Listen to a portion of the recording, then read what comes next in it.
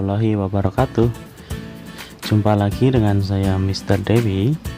Di video kali ini saya akan membahas tentang pembelajaran 3 tema 9 subtema yang pertama.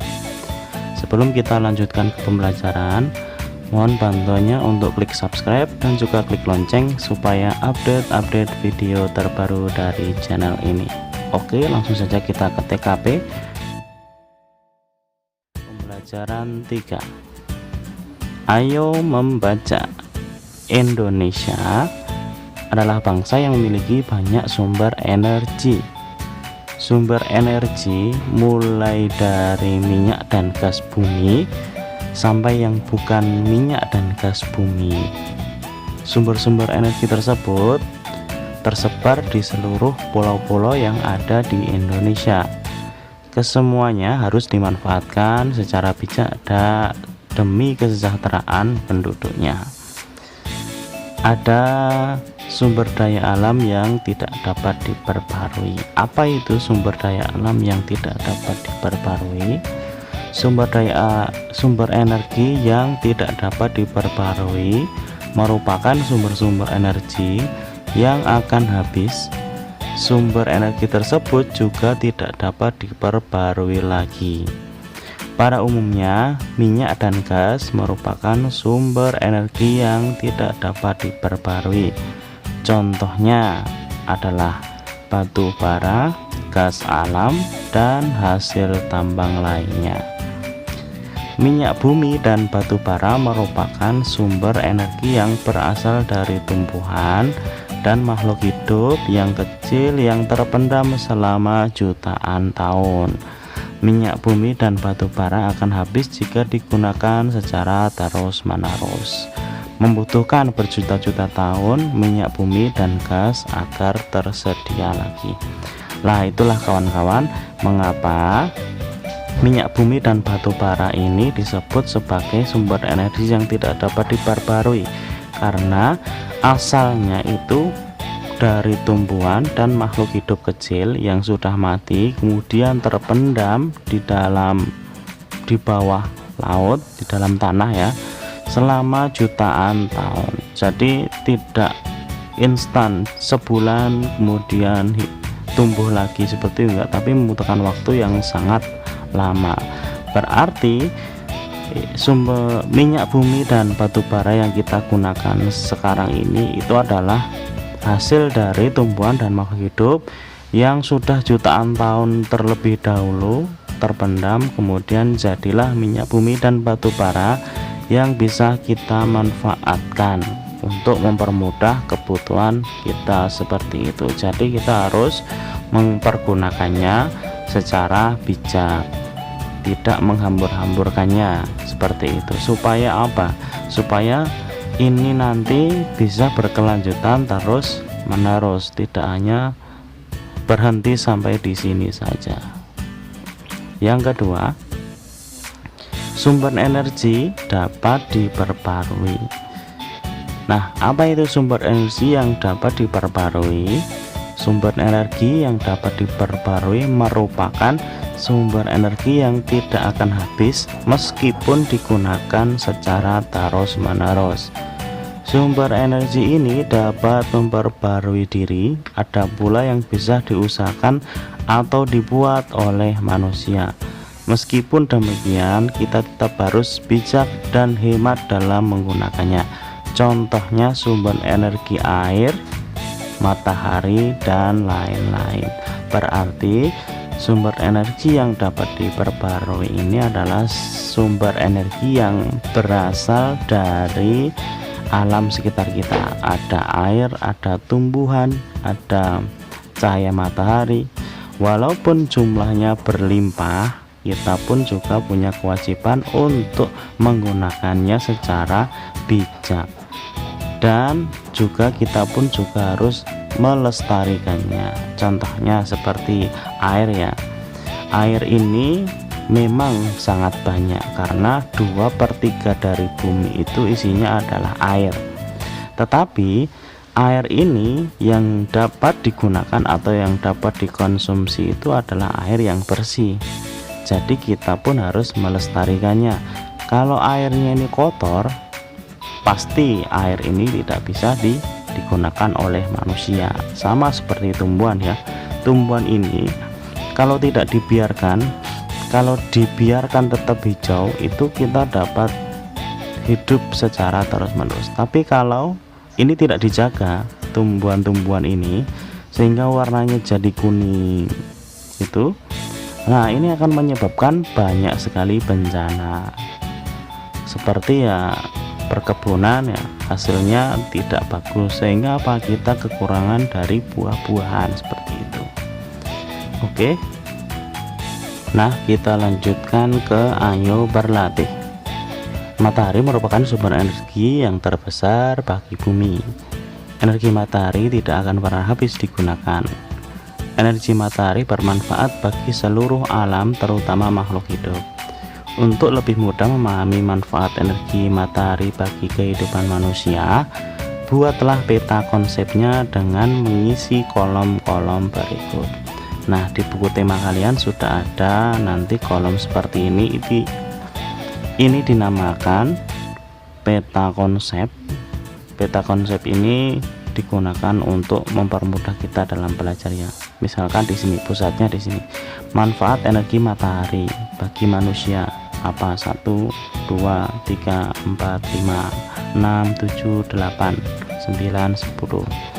Manfaat energi matahari bagi hewan 1 2 3 4 5 6 7 8 9 10. Jadi nanti kalian isikan di buku tema kalian 1 sampai 10, kemudian manfaat bagi hewan 1 sampai 10 seperti itu. Langsung saja kita ke ayo berlatih. Berdasarkan bacaan di atas, coba identifikasikan sumber-sumber energi yang ada di daerah tempat tinggalmu.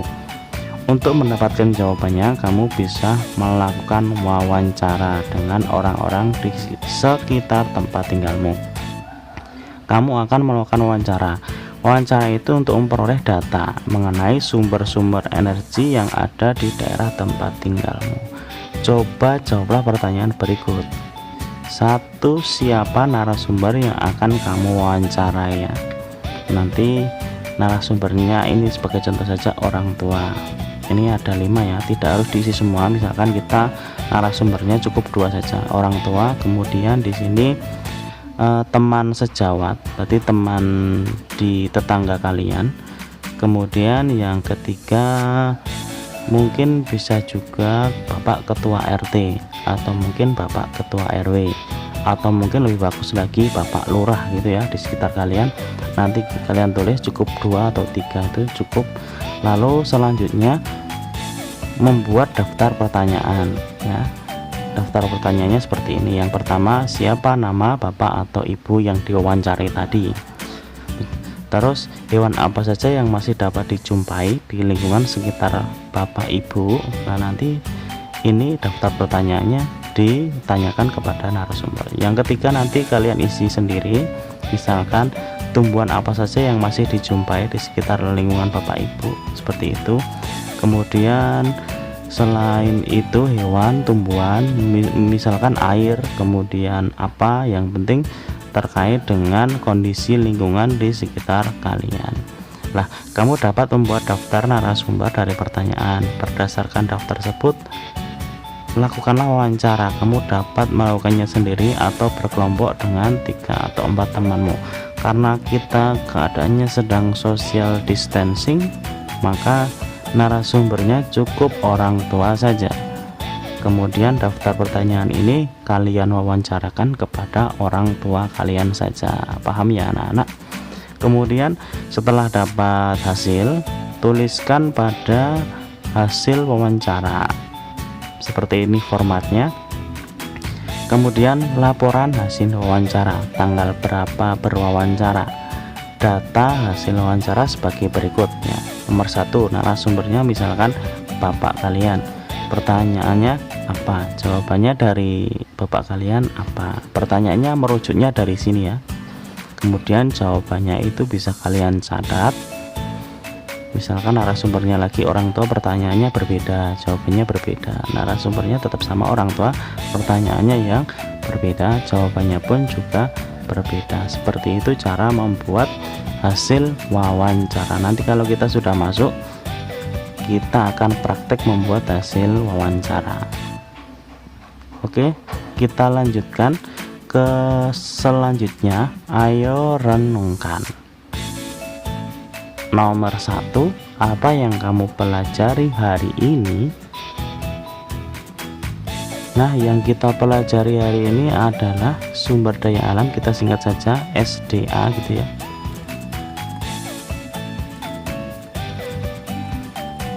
SDA yang dapat diperbarui.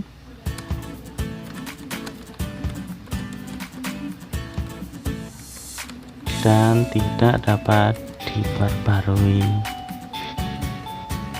Lanjut yang kedua,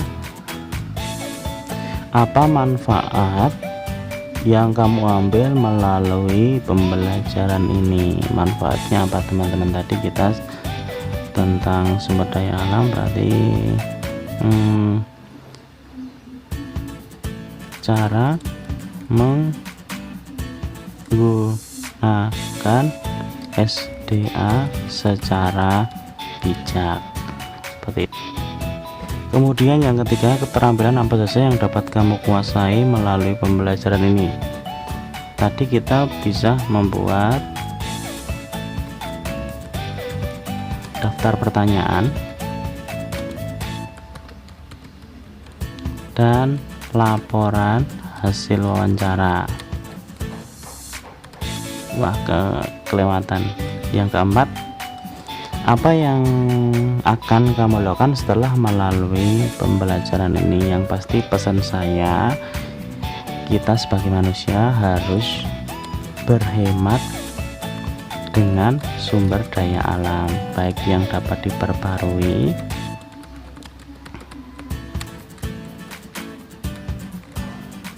maupun yang tidak dapat